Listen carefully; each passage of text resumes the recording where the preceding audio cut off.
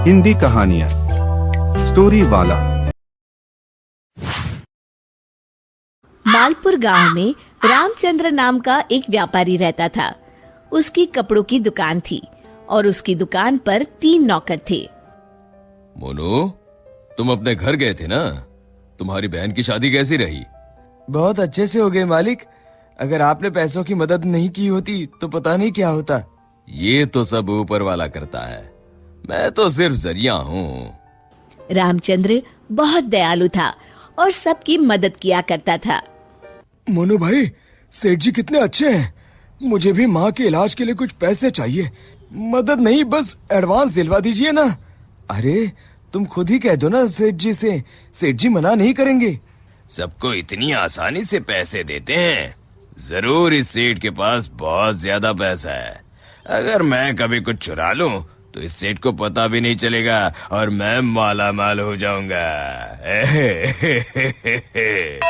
एक दिन रामचंद्र जी को हाथ में चोट लग जाती है। उनका हाथ सूज जाता है तो वो अपनी हीरे की नई अंगूठी उतारकर दराज में रख देते हैं और भानु वो देख लेता है। अब तेरी किस्मत बदलने वाली है भानु बेटा। अगर ये हीरे की अंगूठी तेरे हाथ लग गई ना तो ये लहंगा चोली के चक्कर में नहीं पड़ना पड़ेगा। अपनी भी एक दुकान होगी, तू भी दिन भर सेठ की कुर्सी पर बैठा रहेगा, तेरे आगे पीछे नौकर चाकर घूमेंगे। सोचते सोचते भानु सपने देखने लगता है। उसे ये सब दिखाई देने लगता है। ओ भानु, क्या सोच रहा है? चल खाना खाने चलते हैं, सेठ जी भी आराम कर रहे हैं। तुम लोग जाओ यार, मेरा मन नहीं है। क्यों? तेरी तबीयत तो ठीक है ना? हाँ भाई, मेरी तबीयत एकदम दुरुस्त है, बस कुछ करने का मन नहीं है। चल ठीक है, हम खाना खा के आते हैं। जैसे ही लोग बाहर जाते हैं, भानु मौका देखकर अंगूठी निकाल लेता है।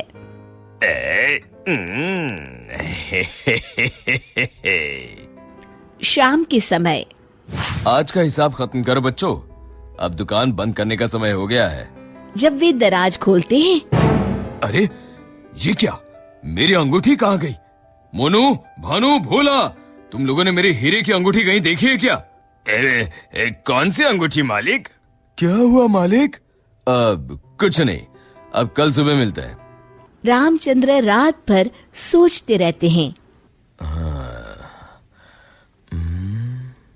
अगली सुबह आज दुकान को दुल्हन की तरह सजाओ, हर आने जाने वाले का मुंह मीठा करवाओ, आज बड़ी खुशी का दिन है।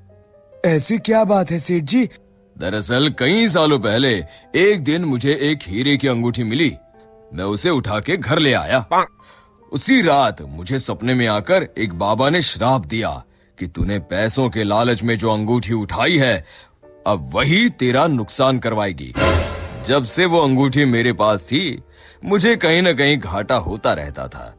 घर में कोई न कोई बीमार होता रहता था। पर कल वो अंगूठी किसी ने चुरा ली और वो चोर अंगूठी के साथ साथ शराब भी ले गया। पर अगर ऐसा ही था तो आपने वो अंगूठी फेंक क्यों नहीं दी सेठ जी? अरे बाबा जी ने कहा था कि न मैं उसे फेंक सकता हूँ, ना ही किसी को दे सकता हूँ। बस मुझे इंतजार करना है कि कोई स्वेच्छा से वो अंगूठी मुझसे ले ले। तो क्या आपका श्राप मुझे मेरा मतलब उस चोर को लग जाएगा? बिल्कुल। अब वो बेचारा ना अंगूठी फेंक सकता है, ना किसी को दे सकता है। वैसे एक उपाय है। क्या उपाय सेठ जी? अरे तुम्हें क्या करना भानु भैया, अब चोर जाने और उसकी किस्मत। तू चुप कर, मैं तो ऐसे ही जानना चाहता हूँ। हाँ, क्यों नहीं, क्यों नहीं। दरअसल अगर पूर्णिमा की रात को चोर हमारी दुकान के पीछे वाले बरगद के नीचे अगर अंगूठी गाड़ दे तो वो श्राप से बच जाएगा। तो आपने क्यों नहीं ऐसा किया सेठ जी? तू मेरी जान ले ले। अरे भाई, मुझे ये उपाय अभी पता चला। कल पूर्णिमा है, कल मैं उस अंगूठी को गाड़ने वाला ही था। लो कर लो बात, अब तो चोर गया काम से। भानु पसीना पसीना हो जाता है। रामचंद्र अगली रात बरगद के पीछे छुपकर बैठ जाते हैं। तभी उन्हें एक परछाई आती हुई दिखती है। जैसे ही वो परछाई पेड़ के नजदीक आकर गड्ढा खोदने लगती है, रामचंद्र जी सामने आ जाते हैं।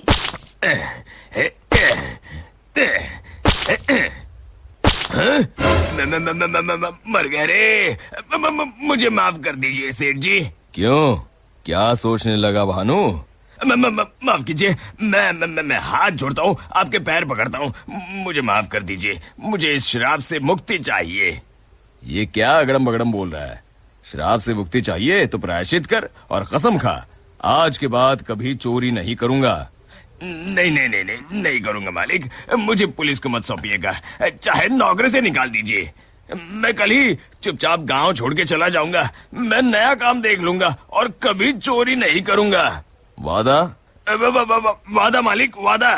अरे भाई, अगर तुम वफादारी की कसम खाओगे तो मैं तुम्हें काम छोड़कर कैसे जाने दे सकता हूँ। आप सच में महान है मालिक, आप सच में महान है। महान तो वो ऊपर वाला है। अब चलो काम पर लग जाओ। शिक्षा: अगर किसी को अपनी गलती का एहसास हो जाए तो उसे माफ कर देना चाहिए।